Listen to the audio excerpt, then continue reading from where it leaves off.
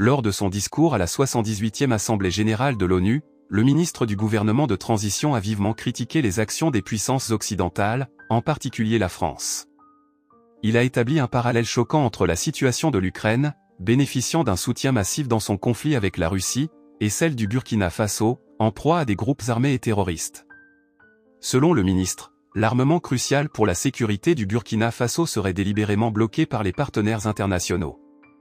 En plus des coupures d'aide et de l'annulation de conventions de formation de nos forces de défense et de sécurité, nous assistons au blocage de notre matériel militaire, acquis grâce aux efforts de nos compatriotes, et tout cela sous l'impulsion de la France, a déclaré Bassolma Bazier lors de son intervention à la tribune de l'ONU.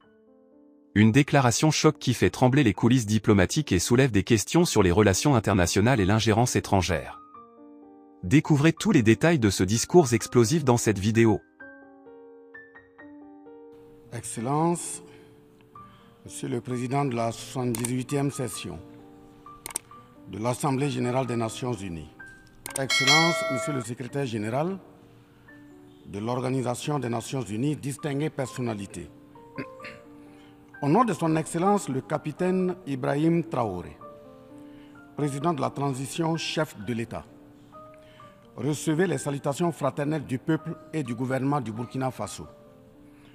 Au nom du peuple burkinabé, je m'incline respectueusement sur la mémoire des grands leaders dans le monde qui ont fait rêver et espérer d'une société humaine juste et équitable à travers leur engagement, détermination et esprit de sacrifice.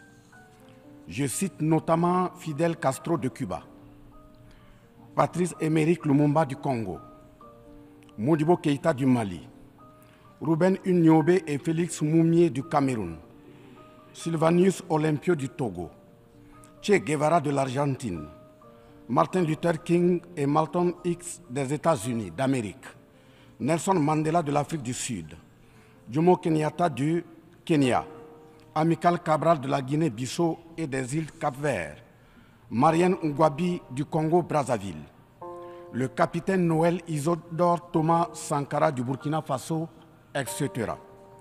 Ces leaders ont été, pour la plupart, exécutés de façon violente et d'autres assassinés à travers le feu des prisons et des empoisonnements.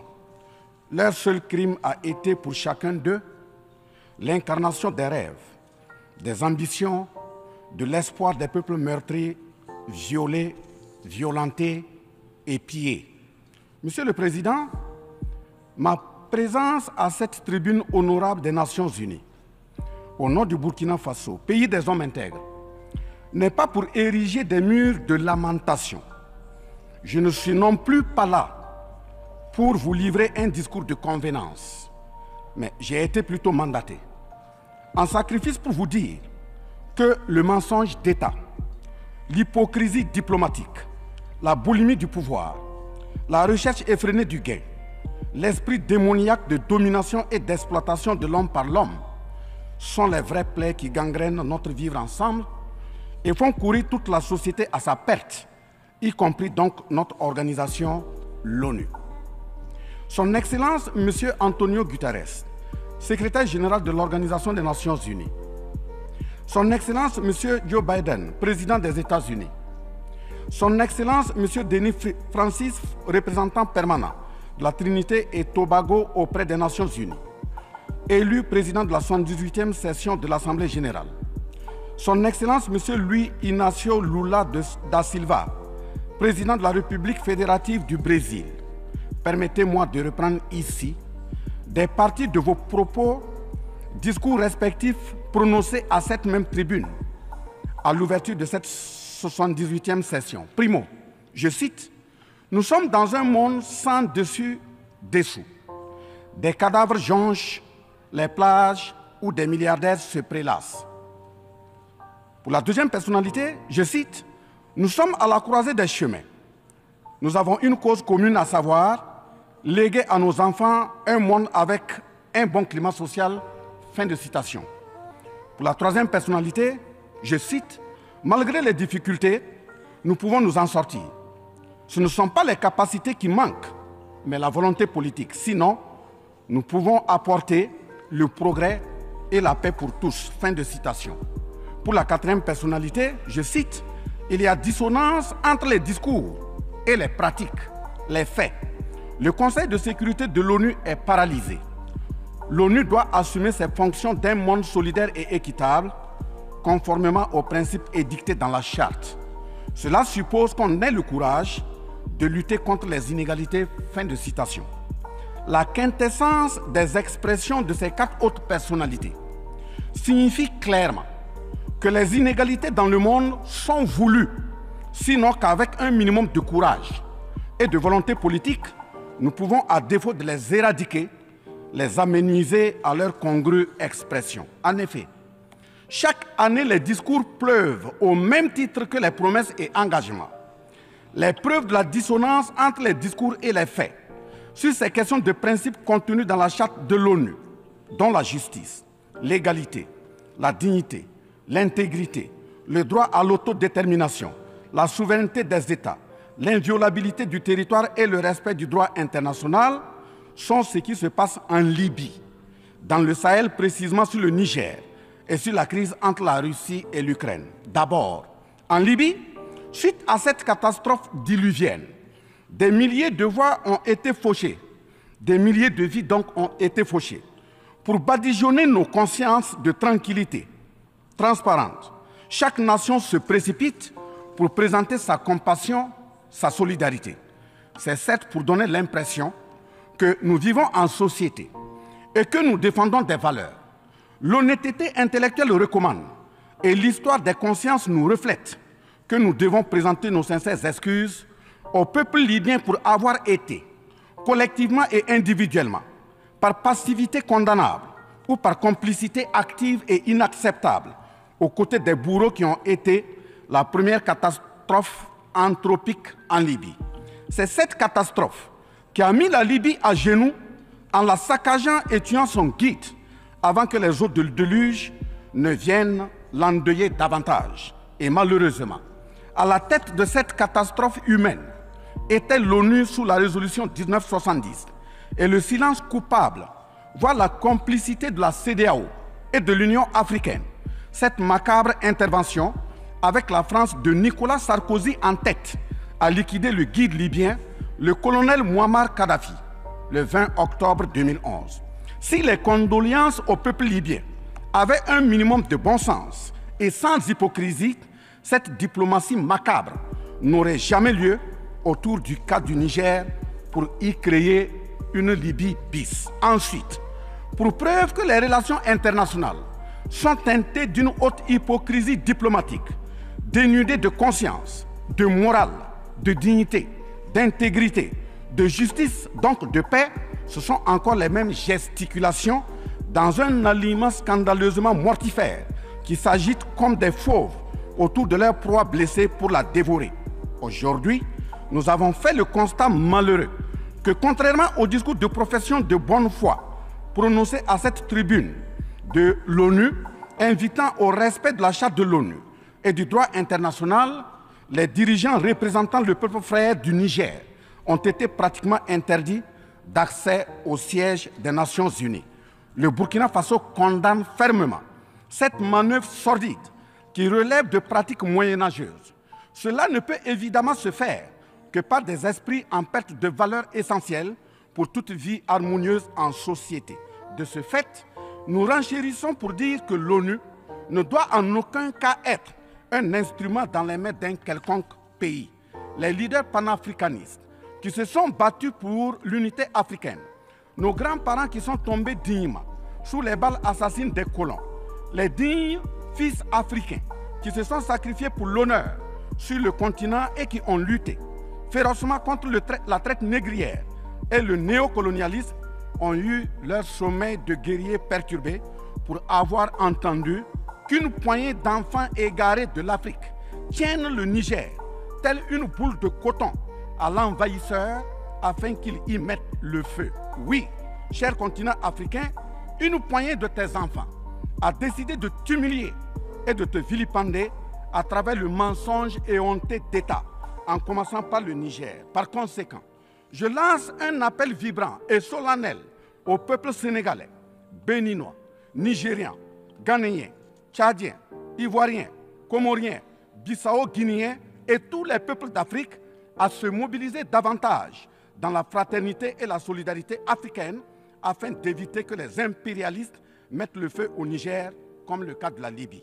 Monsieur le Président, Monsieur le Secrétaire général, distingué personnalité, j'insiste à cette tribune de l'ONU et devant le monde entier que la CEDEAO, l'Union africaine et l'ONU doivent impérativement se muer en des organisations véritables des peuples en lieu et place de structures d'une minorité de chefs d'État. Elles ne doivent pas être utilisées et instrumentalisées pour déstabiliser des pays frères en assassinant leurs leaders. Ce n'est qu'à ce prix que la charte de l'ONU et le droit international auront un sens. Enfin, parlant de la charte de l'ONU et du droit international, un conflit entre la Russie et l'Ukraine est entretenu et voulu par certaines puissances. Ainsi, plusieurs pays occidentaux, notamment les États-Unis et l'Union européenne, y ont déversé toute sorte de soutien, notamment militaire. Les populations civiles ukrainiennes, engagées comme volontaires, dont certains pilotent même des chars, sont félicités et traités de patriotes. Le Mali, le Niger et le Burkina Faso font face à une guerre qui leur a été imposée par l'impérialisme sous le couvert de terroristes de tout acabit, sémant terreur et désolation. Malgré l'existence de cette même charte des Nations Unies, avec ses principes d'égalité, de justice d'une part, et d'autre part, le même droit international invoqué à cette tribune de l'ONU, il y a nettement un fossé abyssal dans le traitement des questions. En effet, prenant le cas du Burkina Faso, les populations civiles, face aux incursions barbares et meurtrières des terroristes, ont décidé de s'engager aux côtés des forces de défense et de sécurité. Ces populations ainsi engagées, formées et encadrées par les FDS, sont appelées des volontaires pour la défense de la patrie. Ainsi, au Burkina Faso, nous avons 58 000 VDP, dont 42 000 VDP communaux et 16 000 VDP nationaux qui combattent sur tous les fronts aux côtés des forces de défense et de sécurité formées, encadrées, orientées par elles. Celles-ci n'agissent que sur instruction et surveillance des FDS et conformément à des textes réglementaires en vue de protéger leur vie et leurs biens. Ce sont ces patriotes que certains chefs d'État de la CEDEAO et de l'Union africaine, sur instrumentalisation de puissances impérialistes capitalistes, tentent de faire croire à la communauté internationale que ce sont des milices. C'est cela le mensonge éhonté d'État. Monsieur le Président, si la communauté internationale était honnête et sincère dans son engagement contre le terrorisme, il ne perdurera point de sorte à ce que des populations civiles s'engagent et se forment pour assurer leur propre défense.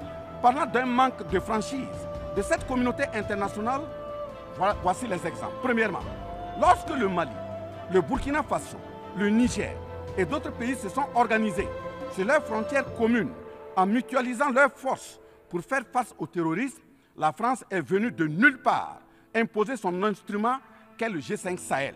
Aujourd'hui, la CEDEAO, qui a subitement une force d'intervention pour établir des démocraties, a annoncé un apport de 2 milliards de dollars US. Mais à la création de cette G5 Sahel, jusqu'à nos jours, à sa vaporisation, cette CEDEAO n'a pu débourser que 25 millions de dollars, 25 millions de dollars US. Où est donc le sérieux dans la défense des vies humaines prônée par la Déclaration universelle des droits de l'homme et des peuples? Deuxièmement, le Burkina Faso subit des sanctions cyniques suite au coup d'État du 30 septembre 2022. Cette nébuleuse dite communauté internationale, sous l'impulsion de la France qui est passée par ses valets locaux en Afrique, a tenté d'abord de faire nommer un Premier ministre au Burkina Faso en vain. Ensuite, ils sont passés à l'imposition de ministres dans des postes stratégiques au sein du gouvernement burkinabé en vain. Et enfin, ils ont négocié le maintien des relations afin que le capitaine Ibrahim Traoré mette en œuvre tout ce qu'ils décideront, condition sine qua non d'une durée à souhait au pouvoir. L'ayant aussi refusé, au nom de l'intérêt supérieur de son peuple, une avalanche de mesures répressives, de menaces, de tentatives de coup d'État, manœuvres immorales sont en élaboration dans des laboratoires criminels. Et malheureusement, toutes ces manœuvres et missions macabres sont pilotés en marionnettes téléguidées par des personnages de couloir présidentiel africains. C'est ainsi que même cette fameuse initiative d'Accra, sans le Mali, n'a pas fait long feu. Troisièmement, en plus des coupures d'aide, d'annulation de conventions de formation de nos forces de défense et de sécurité, nous assistons au blocage de notre matériel militaire, commandé avec la sueur de nos compatriotes, toujours sous l'impulsion de la France. En exemple, pour les vecteurs aériens nécessaires pour le contrôle et la défense du territoire, nous avons eu un contrat avec le Brésil, dont la licence d'armes devait provenir de la Belgique et le système de navigation de tir ainsi que des caméras des États-Unis d'Amérique, puis un moteur du Canada. Ces moyens sont aujourd'hui fallacieusement et cyniquement bloqués. Vous parlez de défense des droits humains à cette tribune de l'ONU. Je vous invite donc à nous livrer incessamment nos armes pour la défense et la protection de nos populations meurtries. En tout état de cause, vous êtes solennellement saisis. Et si rien n'est fait, l'histoire vous tiendra responsable de non-assistance à personne en danger. Monsieur le Président, Monsieur le Secrétaire général, ce tableau peu reluisant de cette communauté internationale, caractérisée par la non-assistance à États en proie au terrorisme, l'hypocrisie internationale, la suprématie de quelques puissances au sein de l'ONU, la complicité au pillage de l'Afrique, etc., ne commande-t-il pas la traduction de cette communauté internationale devant la Cour pénale internationale? En un mot, notre sécurité sera assurée par nous-mêmes en priorité et non par quelqu'un d'autre. Sur la question de la présence de Wagner au Burkina Faso, chantée par une certaine presse téléguidée depuis l'Élysée, je répondrai ceci. Oui, Monsieur le Président, c'est nous les Wagner du Burkina Faso. Oui, ces braves forces de défense et de sécurité et volontaires pour la défense de la patrie sont les Wagner du Burkina Faso. Par conséquent, du haut de cette tribune de l'ONU, je magnifie le sacrifice de tout patriote au nom de l'intérêt national. Je salue vivement la mémoire de tous ceux qui sont tombés les armes à la main et magnifie le courage et l'intégrité de ceux qui sont toujours en vie et foncent inexorablement et de façon sacrificielle vers la victoire de notre peuple et la sauvegarde de notre patrie. Au lieu de nous aider à arrêter cette saignée humaine, ce sont des accusations fallacieuses, des mensonges éhontés d'État, englobés dans une diplomatie d'hypocrisie et des menaces voilées pour nous indiquer des partenaires à fréquenter et des conduites à tenir. Nous disons non.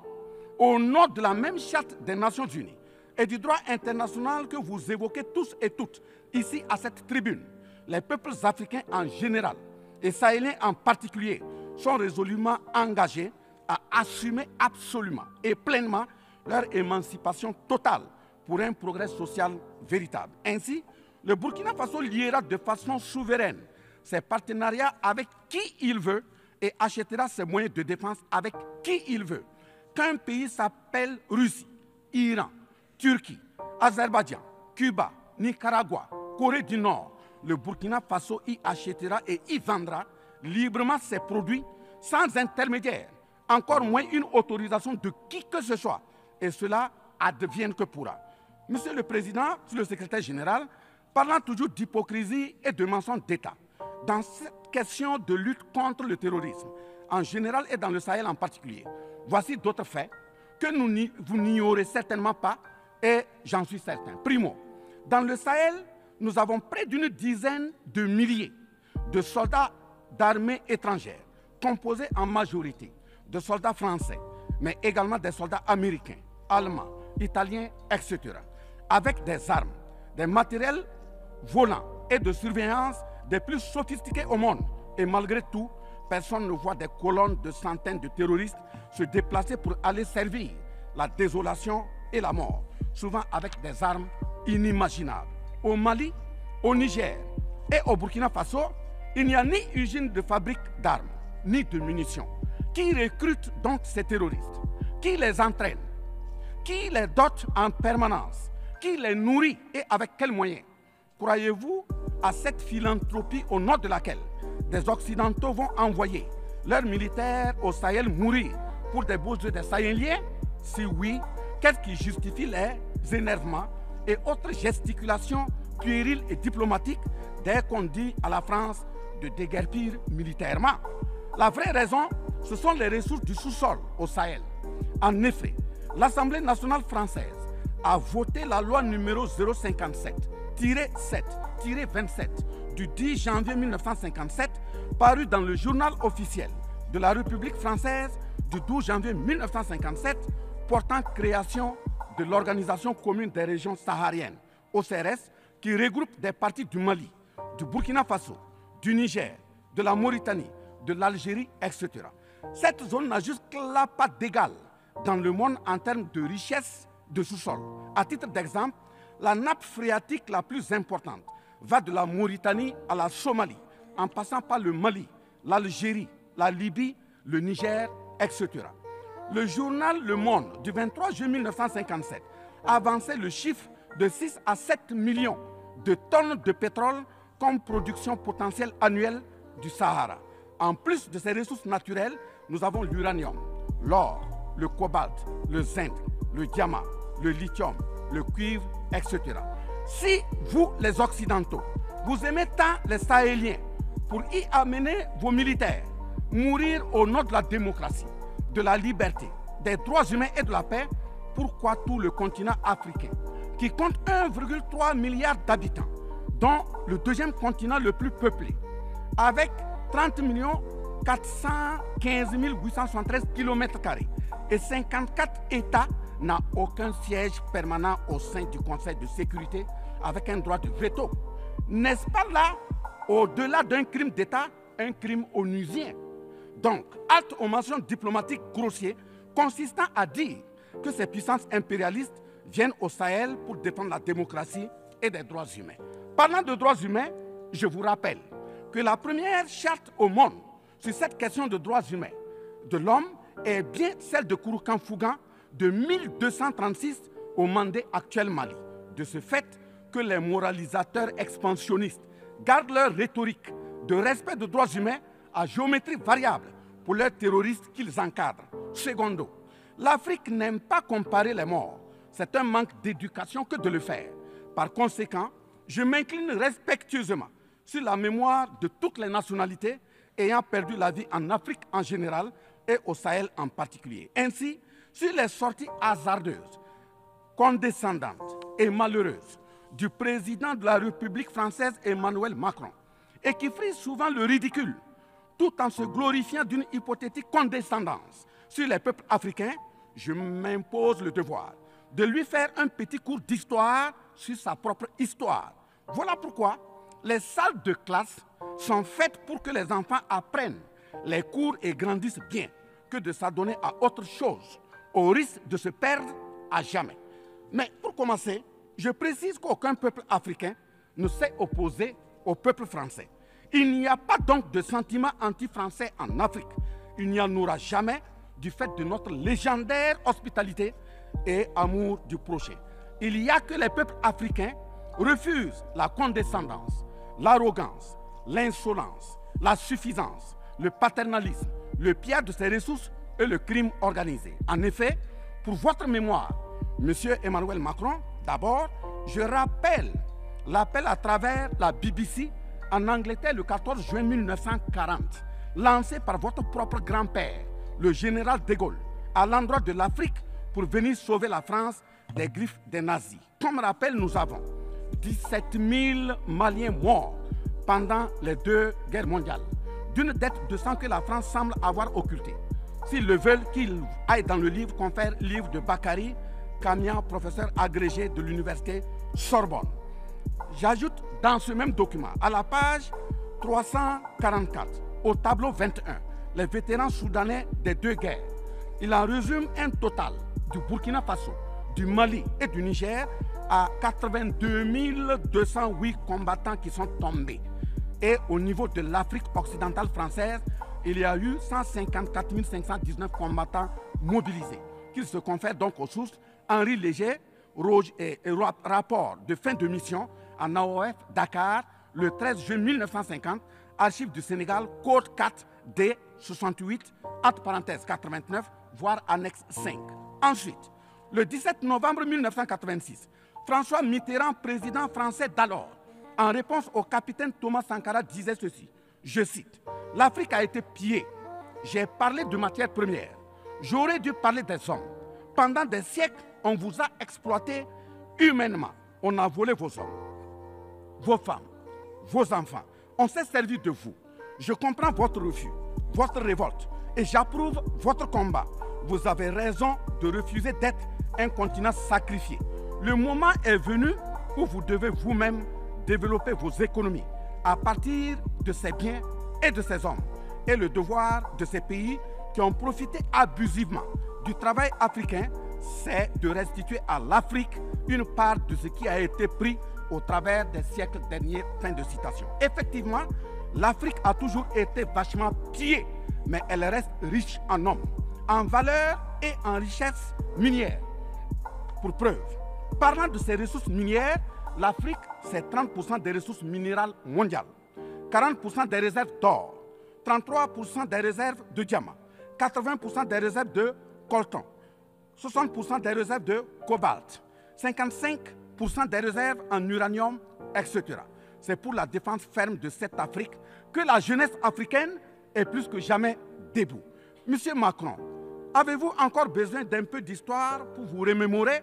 Enfin, bien avant cette sortie regrettable et donc malheureuse du président français Emmanuel Macron, il s'était attaqué, comme tant d'autres de ses compatriotes politiciens, à la maternité africaine. Et là aussi, je tiens à lui rappeler que l'Allemagne compte 80 millions d'habitants environ sur une superficie de 347 000 km² face au Congo qui a 95 millions d'habitants sur une superficie de 2 345 000 km².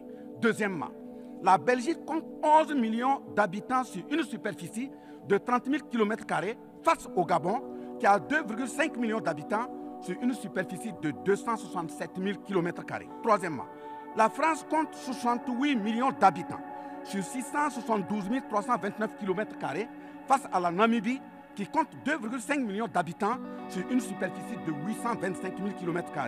C'est fort de tout ce qui précède que justement Aimé Césaire, paix à son âme, disait, je cite, « L'Afrique est le seul continent au monde où les populations chantent et dansent et applaudissent pour ceux qui les appauvrissent, les affament et les torturent.